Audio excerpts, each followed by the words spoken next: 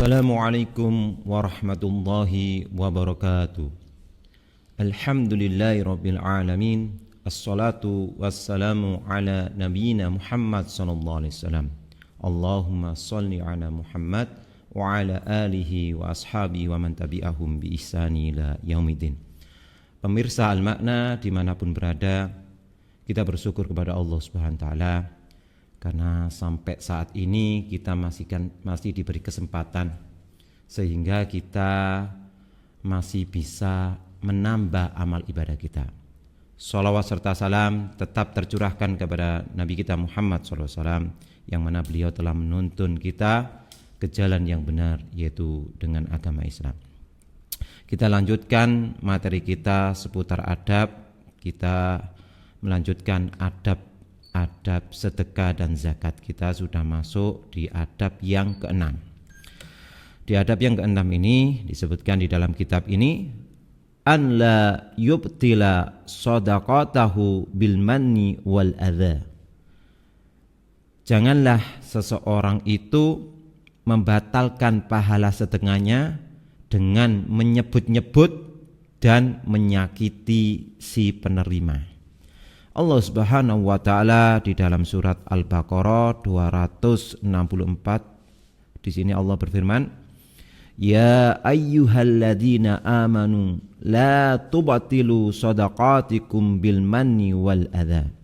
Wahai orang-orang yang beriman, janganlah kalian membatalkan, menghapus pahala sedekah kalian dengan menyebut-nyebut dan menyakiti orang yang menerima sedekah itu.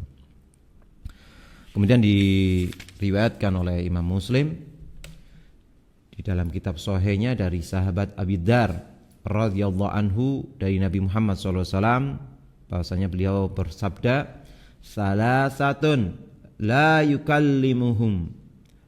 yukallimuhumullahu yaumal qiyamati al-mannanu alladhi la yu'ti syai'an illa mannahu wal munafiqu sil'atahu bil halifi al fajiri wal musbilu izarahu. Ada 3 golongan ya yang tidak akan diajak bicara oleh Allah ketika hari kiamat.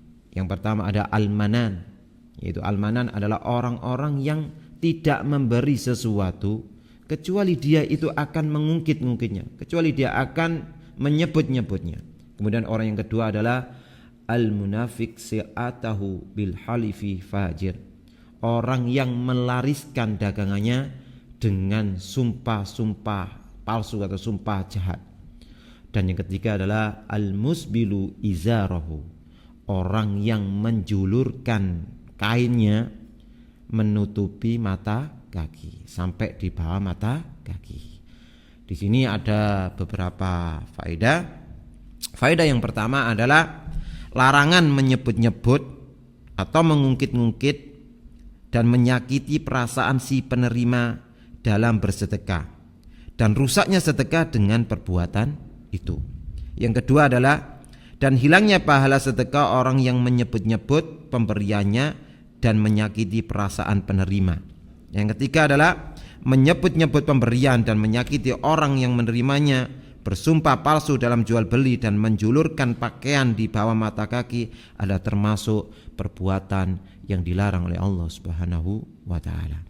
Kemudian adab yang ke-7, al-ikhlasu fi shadaqati, yaitu ikhlas di dalam bersedekah. Allah Subhanahu wa taala berfirman di dalam surat Al-Baqarah 265.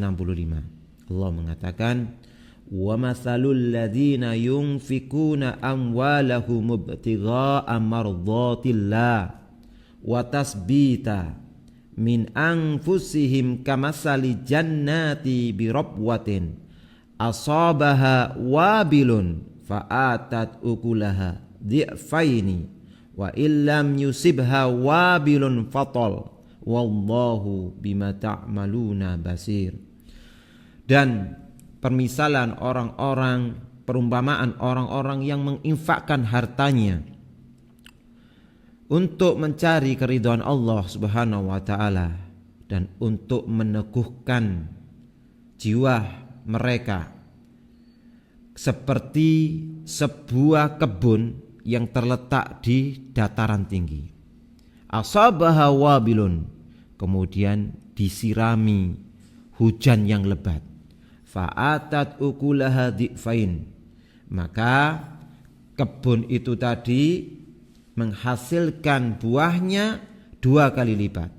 Fa illam yusibha wabilun fatal, jika hujan itu yang lebat itu tidak menyiraminya, maka dengan gerimis saja sudah memadai. Wallahu bima ta'maluna basir, dan Allah Maha melihat apa yang mereka kerjakan. Kemudian Imam Nasai meriwayatkan dengan sanad yang hasan dari sahabat Abi Umamah Al-Bahili radhiyallahu anhu bahwasanya Nabi Muhammad SAW bersabda, Innallaha la yakbalu minal amali illa ma kana lau khalisan wabtughiya bihi wajhuhu. Sesungguhnya Allah Subhanahu wa taala tidak menerima suatu amalan kecuali amalan itu murni hanya mengharap pahala dari Allah dan hanya mengharap wajah Allah Subhanahu wa taala.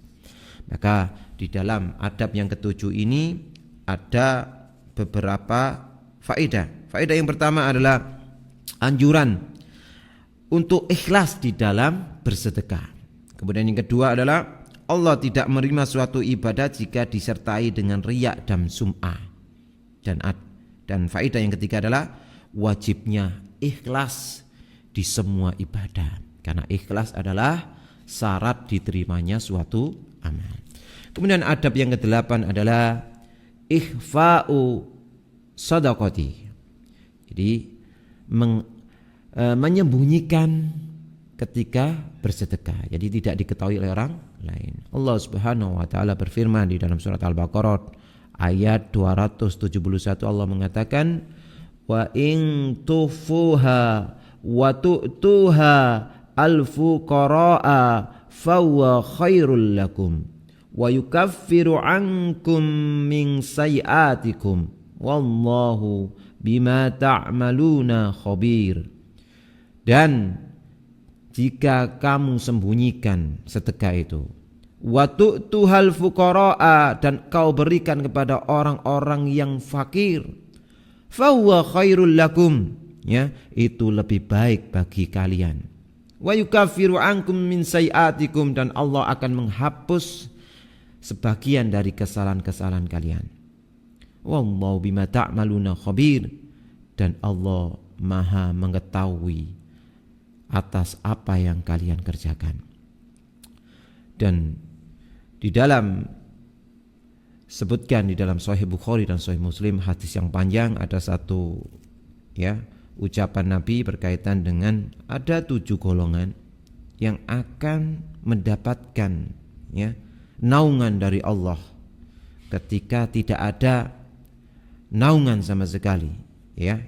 Jadi yang salah satunya adalah warajulun tasaddaqa bisadaqatin fa'ahfaha hatta la ta'lama shimaluhu ma tunfiku yaminuhu. Adalah seorang laki-laki, dia bersedekah, ya, kemudian menyembunyikan sedekahnya itu, ya, hingga tangan kirinya tidak tahu apa yang diinfakkan oleh tangan kanannya. Maksudnya adalah ketika dia bersedekah, orang lain tidak tahu. Maka di dalam adab yang ke-8 ini ada beberapa faedah. Faedah yang pertama adalah anjuran untuk bersedekah kepada orang fakir. Apalagi orang fakir itu masih, ya, mungkin masih tetangga atau saudara yang bukan tanggungannya. Karena di situ ada 2 keutamaan bagi orang yang bersedekah kepada saudaranya yang bukan tanggungannya tapi miskin atau fakir. Yang pertama adalah dia mendapatkan pahala sedekah. Yang kedua, dia mendapatkan pahala menyambung tali silaturahmi. Nah, ini punya keutamaan bersedekah kepada kerabat yang bukan tanggungannya, yang dia itu miskin, ya, daripada sedekah kepada orang yang jauh lebih baik, bersedekah orang terdekat yang membutuhkan dari sedekah itu. Kemudian faedah yang kedua adalah menyembunyikan sedekah lebih baik daripada memperlihatkannya. Bagi orang yang tidak bisa menjaga hatinya, lebih baik disembunyikan, takutnya dia terjatuh kepada sum'ah dan riya. Kemudian faedah yang ketiga adalah anjuran untuk menyembunyikan sedekah dan keutamaan cinta karena Allah Subhanahu wa taala. Jadi dia bersedekah dan menyembunyikan sedekahnya karena cinta kepada Allah Subhanahu wa taala. Kemudian adab yang terakhir, adab yang ke-9 adalah idharu shadaqati idza kana fihi maslahatun. Jadi boleh menampakkan sedekah jika ada maslahatnya. Jadi dibolehkan ya apabila mungkin itu untuk memotivasi orang lain dan dia bisa menjaga hatinya. Ya, di ayat yang tadi itu ya, di permulaan ayat yang dibaca sebelumnya itu tadi ya, surat Al-Baqarah 271 ya, di awal ayatnya itu Allah mengatakan in tubatu sadaqati fa ni'ma hiya.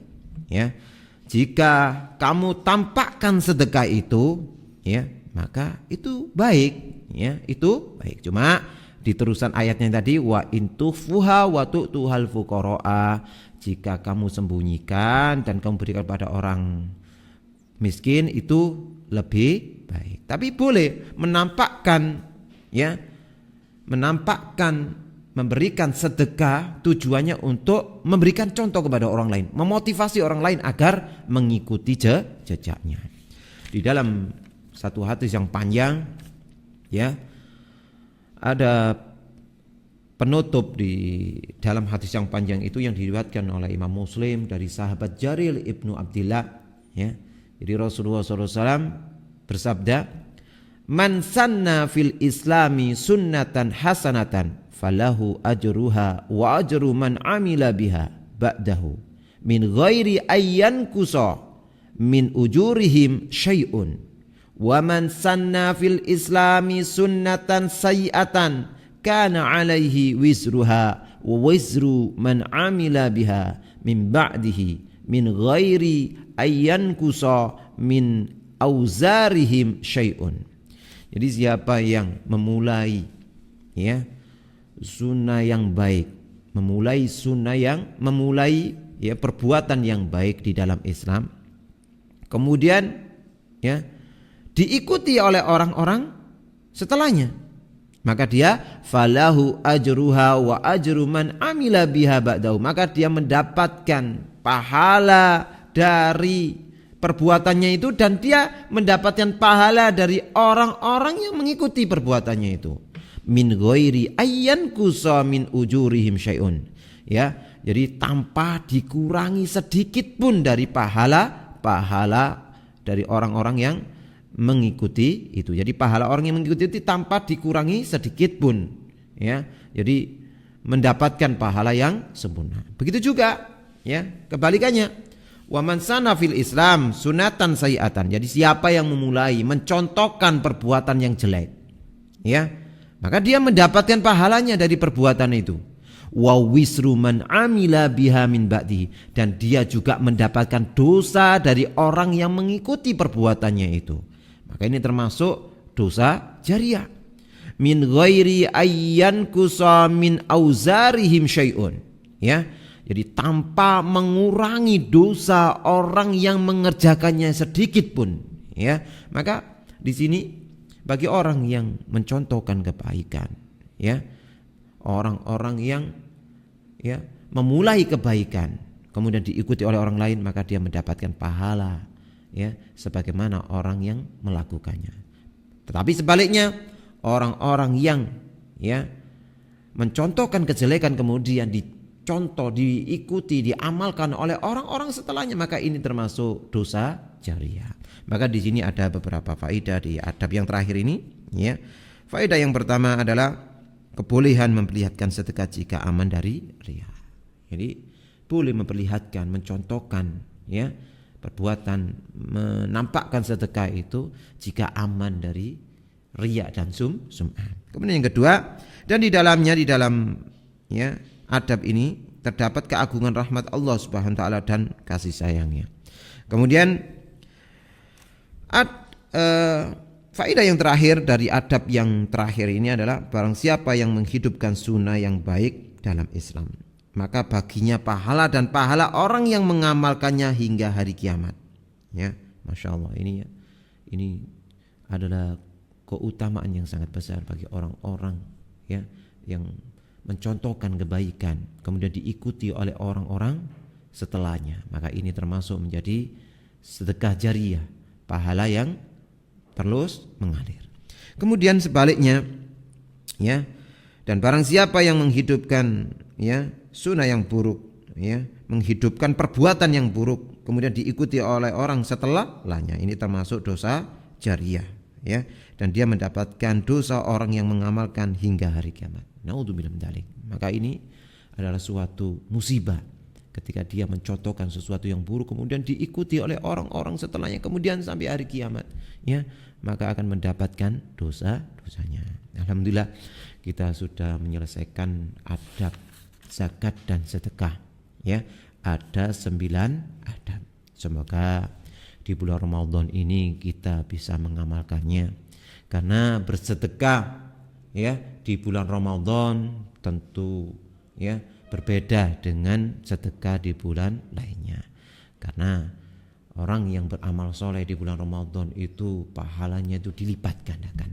Maka mari kita sudah masuk di pertengahan, hampir pertengahan bulan Ramadan ini, kita ya lebih perbanyak bersedekah ya, agar ya menjadi bekal kita ketika kita telah tiada. Semoga kita bisa mengamalkannya, dan saya akhiri wa akhiran assalamualaikum warahmatullahi wabarakatuh.